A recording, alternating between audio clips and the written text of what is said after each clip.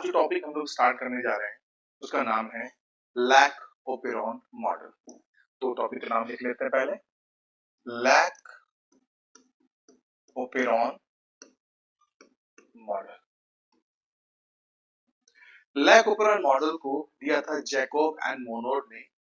इर्शियाशिया coli जो था वो इनका रिसर्च मटेरियल था और लैक ओपेरॉन मॉडल के थ्रू उन्होंने बताया था regulation of gene expression in prokaryotes. कोई भी पर्टिकुलर जीन कब स्विच ऑन होती है, कब स्विच ऑफ होती है, इसके एक बेसिक मॉडल सबसे पहले जैकब एंड मोनोड ने इर्शियाशिया कोलाई नाम के ग्राम नेगेटिव बैक्टीरिया के ऊपर परफॉर्म किया था। बहुत बेसिक सा मॉडल था। उन्होंने क्या किया कि सबसे पहले इर्शियाशिया कोलाई को ग्लूकोज के मीडियम में रखा, फिर उसको उठा करके लैक्टोज के मीडियम में रखा। लैक्टोज एक डाइसैकेराइड होता है जिसमें कि दो मोनोमेरिक यूनिट होती है, वो भी different, glucose and galactose. Lactose को मिल्क शुगर भी कहते हैं और कुछ लोगों को लैक्टोज इंटॉलरेंस भी हो जाती है बिकॉज लैक्टेज एंजाइम जो होता है वो प्रॉपर अमाउंट में नहीं बनता है। तो लैक्टोज नाम का डाइसैकेराइड जिसे कहते हैं मिल्क शुगर, उसको लिया और सरप्राइजिंगली ये देखा कि जो ई कोलाई बैक्टीरिया है वो एंजाइम सिंथेसाइज करने लगा लैक्टोज को, जो डाइजेस्ट और यूटिलाइज करने के लिए होता है। वो एंजाइम थे बीटा गैलेक्टोसाइडेज, परमीडेज और ट्रांसएसिटाइलेज। और जब ये मीडियम से हटाया लैक्टोज को तो देखा कि एंजाइम सिंथेसाइज नहीं हो रहे हैं। फिर ये एंजाइम क्या होते हैं, प्रोटीनेशियस इन नेचर होते हैं। तो ये जो प्रोटीन है कौन सिंथेसाइज करता है, जीन सिंथेसाइज करती है ट्रांसक्रिप्शन और ट्रांसलेशन के थ्रू। तो अल्टीमेटली ये पता चला कि स्विचिंग ऑन और स्विचिंग ऑफ ऑफ जीन की वजह से ये पर्टिकुलर एंजाइम या तो सिंथेसाइज होते हैं जब लैक्टोज मीडियम में होता है, या तो नहीं होते जब लैक्टोज मीडियम में एब्सेंट होता है। इसी पर्टिकुलर मॉडल को समझने के लिए इन्होंने एक लैक ओपेरॉन यूनिट तैयार की। तो लैक ओपेरॉन मॉडल किसने दिया था, दो साइंटिस्ट थे, इनका नाम था जैकब एंड मोनोड। दिया किस पे था, ई कोलाई बैक्टीरिया में। ई कोलाई जो है वो मोस्ट स्टडी बैक्टीरिया होता है और हमारे लार्ज इंटेस्टाइन के कोलन में प्रेजेंट होता है। बड़ा अच्छा बैक्टीरिया है ये और हमारी बॉडी में हमारा जो इंटेस्टाइन है वहां पे विटामिन के, विटामिन B12 को सिंथेसाइज करता है। तो सिम्बायोटिक बैक्टीरिया है, इसी पे इन्होंने परफॉर्म किया। तो बेसिक कॉन्सेप्ट ये था इनका कि भाई इन्होंने एक मीडियम, दो मीडियम ऐसे लिए और एक में इन्होंने लैक्टोज को डाला और एक में से ग्लूकोज को डाला, ठीक, और ई कोलाई बैक्टीरिया को लिया। ई कोलाई बैक्टीरिया को जब लिया और डाला तो डालने के बाद ये देखा कि लैक्टोज को यूटिलाइज करने वाले जो एंजाइम हैं बीटा गैलेक्टोसाइडेज,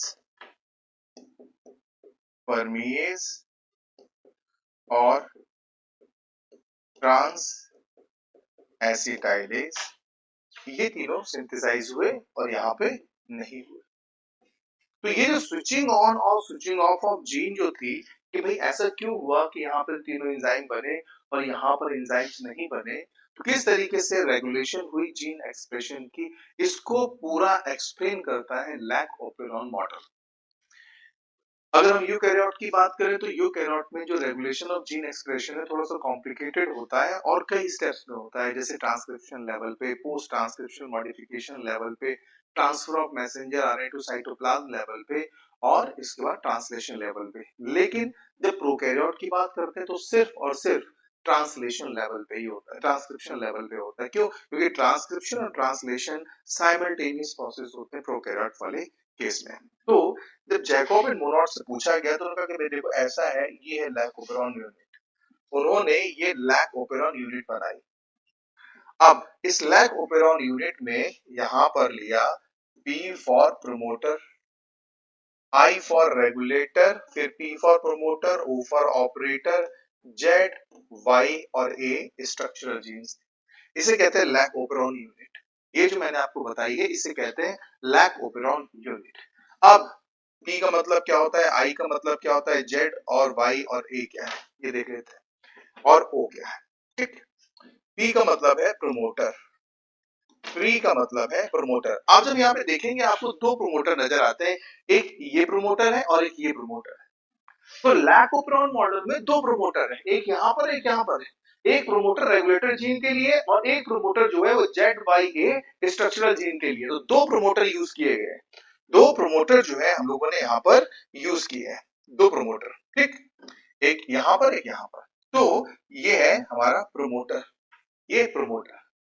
आई जो है वो है रेगुलेटर जीन, आई है रेगुलेटर जीन, रेगुलेटर जीन है और एक प्रोटीन को सिंथेसाइज करता है जिसका नाम है रिप्रेसर प्रोटीन, रिप्रेसर प्रोटीन। और ये हमेशा सिंथेसाइज करता रहेगा रिप्रेसर प्रोटीन को। रेगुलेटर जीन एक ऐसी जीन होती है जो हमेशा सिंथेसाइज होती रहती है, ये स्विच ऑफ और स्विच ऑन नहीं होती, ये हमेशा सिंथेसाइज होती रहेगी, हमेशा स्विच ऑन की पोजीशन पे ही रहेगी। रेगुलेटर जीन हमेशा बनाएगी रिप्रेसर प्रोटीन, रिप्रेसर प्रोटीन बनाती है। तो आई का मतलब इंड्यूसर नहीं है, आई का मतलब है रेगुलेटर जीन। और जेड वाई और ए, जेड वाई और ए ये जो तीन है ये है हमारी स्ट्रक्चरल जीन्स, स्ट्रक्चरल जीन्स है, स्ट्रक्चरल जीन्स है। और इनका काम है डिफरेंट डिफरेंट एंजाइम्स को सिंथेसाइज करना। कौन कौन से एंजाइम सिंथेसाइज करते हैं? बीटा गैलेक्टोसाइडेज,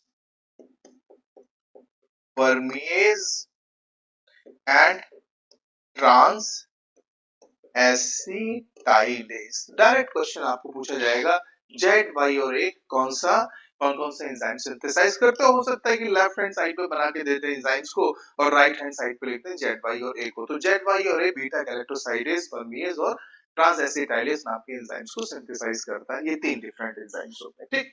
इसके बाद ओ का मतलब है ऑपरेटर, ओ का मतलब है ऑपरेटर, ओ का मतलब होता है ऑपरेटर। तो यहां पर मैंने आपको बताया कि लैक ओपेरॉन यूनिट में कौन कौन से कंपोनेंट है, प्रमोटर है, रेगुलेटर है, ऑपरेटर है और स्ट्रक्चरल जीन्स है। यहां पर सिर्फ इतना ही पर्पस था बताने का कि एक जो लैक ओपेरॉन यूनिट है उसमें क्या क्या कंपोनेंट्स होते हैं।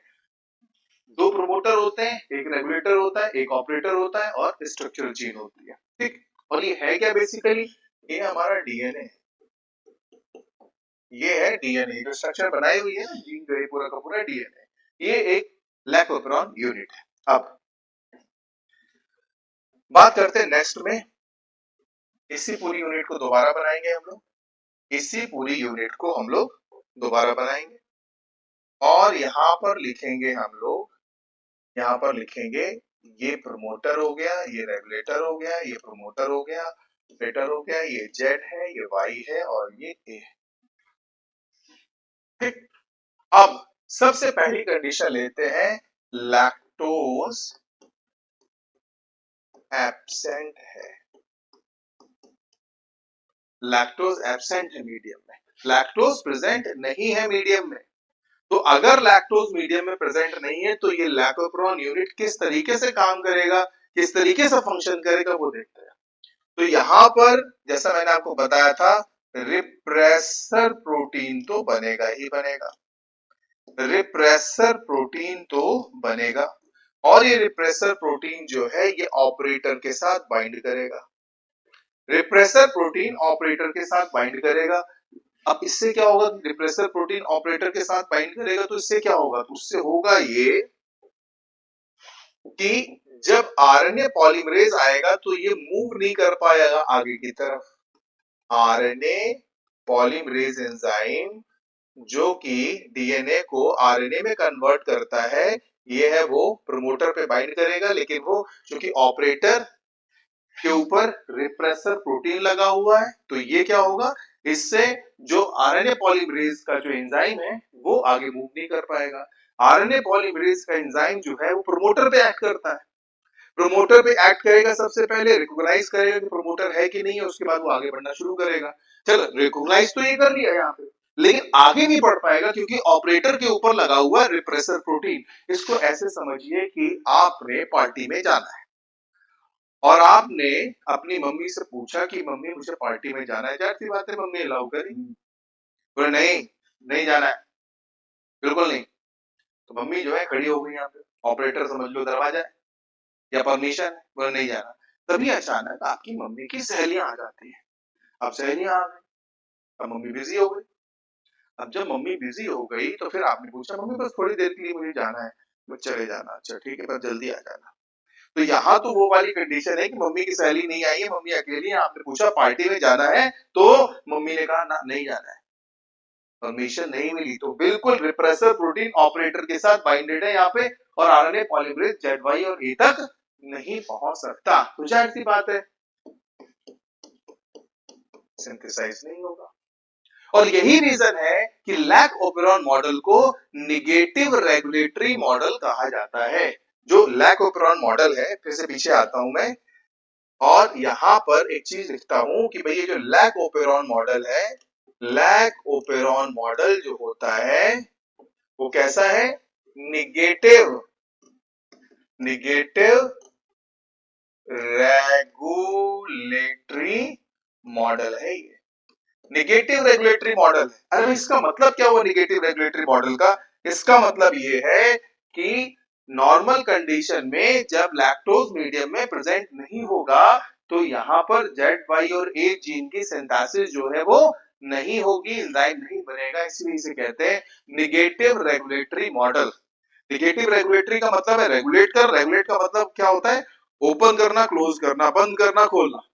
जैसे रेगुलेटर होता है पंखे में लगा हुआ तो इसको चलाओगे तो स्पीड जो है कभी ज्यादा होगी। तो बिल्कुल उसी तरीके से यहाँ पर क्या होगा, यहाँ पर रेगुलेशन का मतलब है बंद करना या चलाना। तो नॉर्मल कंडीशन में अगर ग्लूकोज मीडियम में प्रेजेंट नहीं है तो ये सिंथेसाइज नहीं होगा। अगर मान के चलो पूरी लाइफ ही उसकी नहीं लैक्टोज मिला तो कभी सिंथेसाइज नहीं होगा।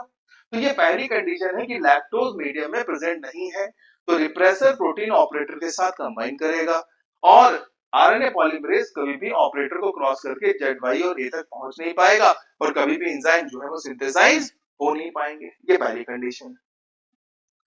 दूसरी कंडीशन हम लोग लेते हैं कि लैक्टोज मीडियम में प्रेजेंट है, मतलब लैक्टोज जो है वो प्रेजेंट है मीडियम में, लैक्टोज जो है वो प्रेजेंट है मीडियम में, अवेलेबल है मीडियम में। तो अब क्या होगा, अब भाई ये होगा कि लैक्टोज के प्रेजेंट होने से ये है प्रमोटर, ये रेगुलेटर, ये फिर से प्रमोटर, ये ऑपरेटर, ये जेड है, ये वाई है और ये है। अब देखते हैं, अब यहाँ पे ये है रिप्रेसर प्रोटीन, यहां पर भी बन रहा है रिप्रेसर प्रोटीन। जैसे मैंने आपको बताया था लैक्टोज प्रेजेंट हो एब्सेंट हो उससे कोई फर्क नहीं पड़ता, रिप्रेसर प्रोटीन तो बनता ही रहेगा चाहे वो प्रेजेंट है या नहीं है। तो अब क्या हो रहा है, अब इस कंडीशन में रिप्रेसर प्रोटीन को बाइंड तो करना था ऑपरेटर से, लेकिन हुआ ये यहां पर कि यहां पे आ गया लैक्टोज, और लैक्टोज जो है वो इंड्यूसर की तरह एक्ट करता है। किस तरीके से एक्ट करता है, इंड्यूसर की तरह। तो यहाँ पे आई का मतलब इंड्यूसर नहीं है, लैक्टोज इंड्यूसर होता है। तो क्या हुआ, रिप्रेसर ने इंड्यूसर के साथ दोस्ती कर ली, बना लिया रिप्रेसर इंड्यूसर कॉम्प्लेक्स। अब ये ऑपरेटर के साथ बाइंड नहीं कर सकता। तो क्वेश्चन पूछा जाए ये बताइए रिप्रेसर प्रोटीन बाइंड करेगा, repressor operator, repressor inducer complex, और सिर्फ रिप्रेसर प्रोटीन बाइंड करेगा, रिप्रेसर इंड्यूसर कॉम्प्लेक्स बाइंड नहीं करता है। तो भाई ये वही वाली कंडीशन है कि मम्मी की सहेलियां इंड्यूसर की तरह आ गई और अब मम्मी उनसे बातें करने लगी। आपने कहा मम्मी पार्टी में जाके आता हूं मैं अभी, बस आधे घंटे में वापस आ जाऊंगा, आधे घंटे में वापस आ जाऊंगा, कोई बात नहीं, तो चलो ठीक है जल्दी से आ जाना। अब आपको परमिशन मिल गई, मम्मी इधर बिजी हो गई और फिर सहेलियों के सामने आपको डांट भी नहीं सकती, तो चले जाओ बेटा। तो इस तरीके से क्या हुआ, जैसे इंड्यूसर आया रिप्रेसर प्रोटीन के साथ कंबाइन हुआ, अब ऑपरेटर फ्री है। ऑपरेटर जब फ्री है तो आरएनए पॉलीमरेज यहाँ पर इस तरीके से मूव करेगा, और जब ये मूव करेगा तो होगा ये कि यहाँ पर एंजाइम बनेंगे beta galactosidase permease and trans acetylase। Z वाला ये बनाएगा, वाई वाला ये और ए वाला ये। बीटा गैलेक्टोसाइडेज, परमिएज, ट्रांसएसिटाइलेज तीनों के तीनों जो है वो अब प्रोटीन को बनाना शुरू कर देंगे, एंजाइम को बनाना शुरू कर देंगे। बीटा गैलेक्टोसाइडेज, परमिएज, ट्रांसएसिटाइलेज कब तक बनाएंगे? जब तक ये लैक्टोज मीडियम में रहेगा। जैसे ही लैक्टोज को मीडियम से हटा देंगे तो उसी कंडीशन में होगा ये या फिर से रिप्रेसर प्रोटीन ऑपरेटर के साथ कंबाइन कर जाएगा। तो ये प्रोसेस तब तक चलती रहेगी जब तक लैक्टोज मीडियम में प्रेजेंट होगा। ये है, इसीलिए हम इसे कहते हैं निगेटिव रेगुलेटरी मॉडल। तो अब एक और बात यहां पर, ये है लैक्टोज शुगर।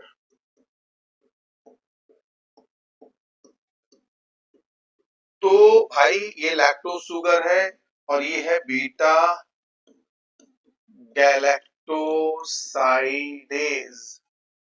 इसका काम क्या है? लैक्टोज को ग्लूकोज और गैलेक्टोज में कन्वर्ट करना। और परमिएज का जो काम होता है वो होता है लैक्टोज शुगर को अपने अंदर लेकर के आना, क्योंकि बैक्टीरिया के अंदर जो डाइजेशन होती है वो होती है इंट्रासेलुलर डाइजेशन। दो तरीके की डाइजेशन होती है, कई बार तो एंजाइम बाहर भी फेंक देता है और कई बार ये सेल के अंदर भी आ जाते हैं। कंपोनेंट अगर सिंपल होते हैं तो अंदर डाइजेशन हो जाता है।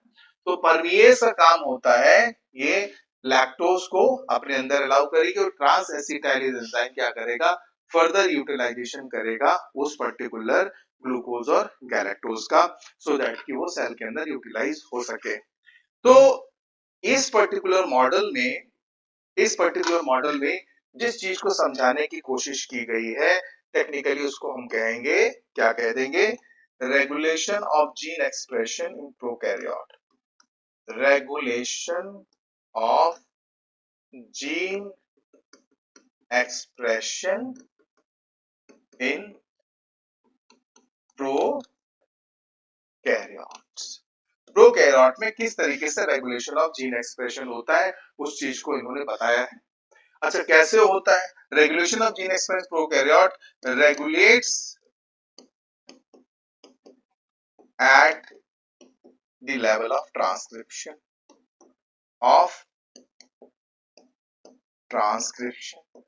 केवल ट्रांसक्रिप्शन ही एक ऐसी प्रोसेस होती है जहां पर ये जीन्स रेगुलेट हो सकती हैं। यही एक प्रोसेस। जैसे ही ट्रांसक्रिप्शन होगी, जैसे ही ट्रांसक्रिप्शन होती है, ये मान के चलिए कि ये है हमारा आरएनए, और जैसे ही ट्रांसक्रिप्शन होगी बिल्कुल वैसे ही यहाँ पर ये आरएनए पॉलीमरेज इस तरीके से बाइंड करना शुरू कर देंगे, प्रोटीन की सिंथेसिस जो है वो स्टार्ट हो जाएगी। तो ट्रांसक्रिप्शन ट्रांसलेशन साइमल्टेनियस प्रोसेस होती है। ये बात भी बड़ी इंपॉर्टेंट है समझना। In prokaryotes transcription and translation are simultaneous process